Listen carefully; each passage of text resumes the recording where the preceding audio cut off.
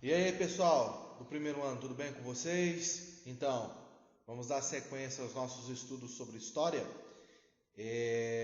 A gente encerrou, né, a aula passada trabalhando duas civilizações do mundo antigo oriental, que foi os hebreus e os fenícios, tá? Na aula de hoje a gente vai trabalhar a última civilização do mundo antigo oriental que nós vamos estudar no primeiro ano, que são os persas. E aí a gente encerra a antiguidade oriental para a gente poder iniciar também nesse encontro de hoje, né, os nossos estudos sobre antiguidade ocidental. Nós vamos iniciar os trabalhos sobre Grécia, tá? Beleza? Vamos lá então falar um pouco sobre os persas. Vamos lá. Bom, os persas é uma população originária da região onde hoje atualmente corresponde ao Irã. Então, etnicamente falando, né, os iranianos são descendentes dos persas. Lógico que assim como os egípcios atualmente, né, se você for ao Irã, você não vai encontrar quase nenhum vestígio da cultura antiga dos persas. O Irã, a população iraniana, na Idade Média, ela sofreu um processo de arabização e o processo de islamização, né? Então acabou que se perdeu a cultura persa, e o que nós temos sobre esse povo e essa civilização basicamente são os artefatos, né, encontrados aí do mundo antigo, tá bom? Por volta do século 7 antes de Cristo, as tribos Medo e as tribos persas se unificaram. Então, o povo persa, o Império Persa, né, que vai dominar ali aquela região do Oriente Médio no século 6 ou século 5, é resultado da fusão desses dois grandes grupos tribais, né, do povo Medo e do povo persa. O povo Medo estava a parte mais norte ali do Planalto do Irã, e o povo persa a parte sudoeste, né? Esse processo de unificação foi feito pelo rei Ciro, né? Primeiro. Então, a partir da unificação dessas duas tribos e a partir da coroação, né, do rei Ciro, nós podemos então falar de Império Persa. Isso vai acontecer por volta do século 7 a.C.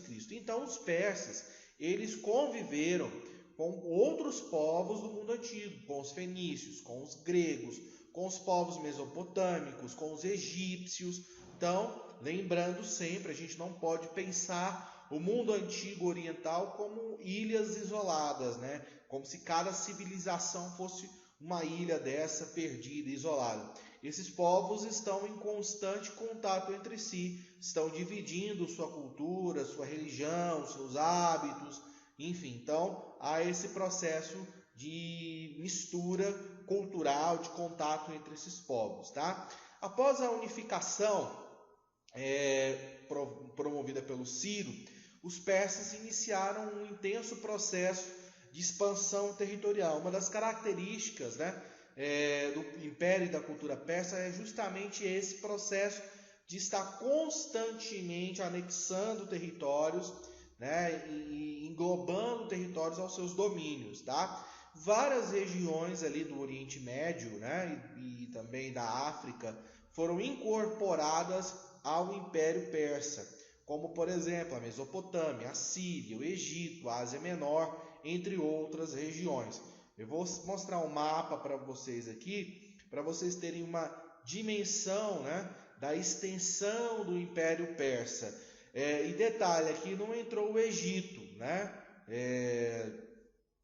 O Egito também vai ser ocupado pelos persas por volta ali do século 6 a.C.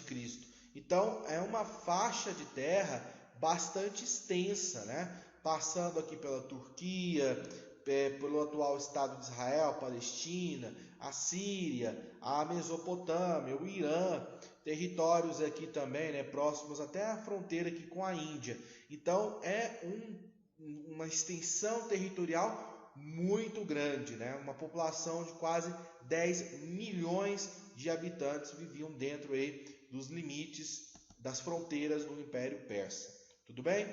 Os persas, eles se caracterizavam por uma dominação diferente. A gente estudou os povos mesopotâmicos, eu vou usar um desses povos como os assírios, né? Que era um povo que ficou caracterizado pela violência das suas dominações. Então era um povo que sofria muitas revoltas por parte dos povos dominados. Não é que a dominação persa ela não seja violenta. A dominação era promovida através de guerra, né? Anexação. Ou você se rendia ou você enfrentaria militarmente os persas, né? Mas depois de conquistado, os persas eles faziam questão de manter uma boa relação com esses povos. Então, qual que era o modelo que eles adotavam? O modelo de respeitar as culturas e as tradições locais. Então, os persas, eles, por exemplo, não interferiam nos cultos religiosos, nas divindades das suas populações dominadas. Inclusive, incentivavam, né, esse intercâmbio de persas se casando com povos dominados para reforçar essas alianças. A única exigência que, obviamente, os persas faziam era a obediência, né, obedecer às leis do império, o pagamento dos tributos e o serviço no exército. Então, se você respeitasse, né, essas imposições, você desfrutaria da proteção do Império Persa. Então, muitos povos aceitavam uma dominação persa por espontânea vontade, não havia nem a necessidade de guerra, né? Até porque se você fizesse parte do Império Persa, automaticamente você estava protegido pelo grande exército dos persas. E você tem que lembrar que o mundo antigo, as invasões, as guerras entre povos, ali é algo muito constante, né? Então, ter essa proteção talvez seja algo bastante valioso. Tudo bem, pessoal? Bom, mas a verdadeira mudança, a verdadeira revolução, se tratando de Império Persa, vai acontecer durante a gestão do imperador Dario I, né? Por volta ali do século 7, 6 a.C. Ele vai ser o responsável pelo apogeu, pelo ápice, né, da civilização persa. A ampliação dos territórios, aquele mapa que eu acabei de mostrar para vocês, é um mapa da maior parte daquelas províncias ali foram conquistadas, anexadas durante a administração do imperador Dario, ou Dário, tanto faz a pronúncia, enfim, não leva ao caso aqui, não é a questão. E ele também vai promover uma grande reforma administrativa, né? Reforma essa que até hoje alguns princípios delas são utilizados por nós, né, na modernidade, na formação dos estados modernos. Primeira questão, ele cria uma rede de estradas, né, que liga todas as províncias, todas as regiões do Império Persa. Por que essa rede de estradas é importante? Primeiro, ela facilita a circulação de pessoas e mercadorias, riqueza, comércio e impostos, consequentemente, e também facilita o deslocamento do exército. Nós temos que lembrar que os persas tinham que defender as suas fronteiras e também sufocar qualquer revolta ou rebelião que existisse. Por mais que o sistema de dominação persa fosse, né, entre aspas, respeitasse ali, né, essa diversidade cultural dos povos dominados, havia sim, obviamente, revoltas internas. Beleza? Uma outra medida foi a criação de um sistema muito eficiente de correios, utilizando essa rede de estradas. Então, como é que funcionava o sistema de correios, né? Então, suponhamos que nós temos uma estrada que saíra aqui de Sagres e até Passárgada.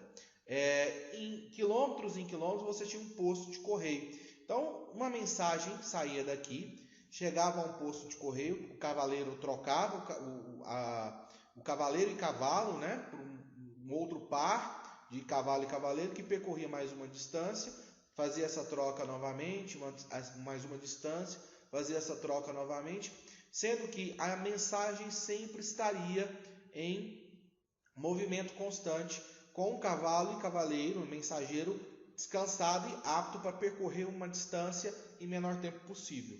Resumindo, era tão eficiente que uma mensagem ela podia deslocar de ponta a ponta do império em apenas 17 dias. Isso é uma velocidade enorme, levando em consideração que é uma distância maior de 2.500 quilômetros e não tem nenhum outro tipo de transporte além do transporte a cavalo, vamos dizer assim, né? Então, para o mundo antigo, isso aqui era o SEDEX, era a coisa mais rápida, mais inovadora possível, né? Enfim, então você vê que é uma medida interessante também essa questão da criação do sistema de correios, né? Além das estradas, do correio, ele criou uma moeda única, válida em todo o império. Isso facilitava a administração, a arrecadação dos impostos. Dividiu o reino em províncias, o que a gente chama de satrápias, né? Cada província era governada por um sátrapa, um governador, então não confunda. Satrápia é o nome das províncias persas. Sátrapa é o governador da província. E também criou o chamado Olhos e Ouvidos do Rei, né, um serviço de fiscalização que verificava se os sátrapas estavam realmente ali cumprindo, né, essa função administrativa. Tudo bem? O Dário também foi o responsável por iniciar as guerras contra os gregos. Nós vamos estudar as guerras greco-pérsicas, ou também conhecidas como guerras médicas, quando a gente for falar da civilização grega. Inclusive, nós vamos é o nosso próximo assunto. A gente vai começar. Então, eu não vou aprofundar aqui nesse momento, só vou passar as informações básicas. Os persas haviam anexado essa região, que hoje é a Turquia, conhecida como Ásia Menor, e aqui você tinha cidades, colônias gregas, principalmente colônias de Atenas.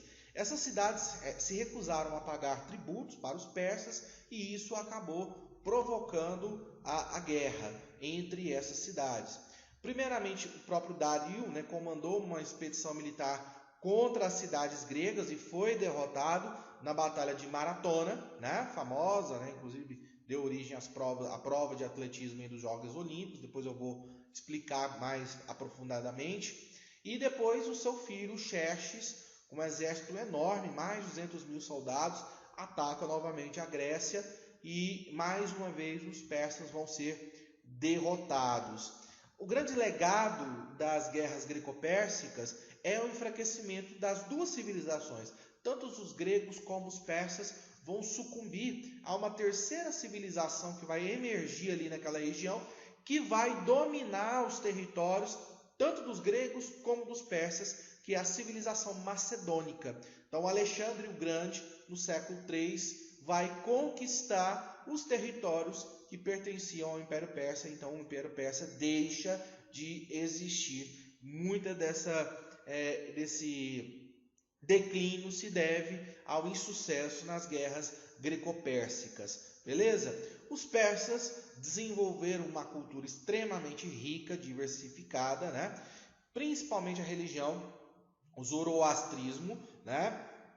Que acreditava na existência do bem e do mal e de uma guerra perpétua, eterna entre essas duas forças. Essa concepção ela influenciou a formação de outras religiões e outras doutrinas presentes ali naquela região, no Oriente Médio também, né? Enfim, então é um grande legado da cultura persa. Além disso, o artesanato, né? Que era um artesanato bastante sofisticado, né? Deixa eu corrigir aqui que eu tinha escrevido errado, né?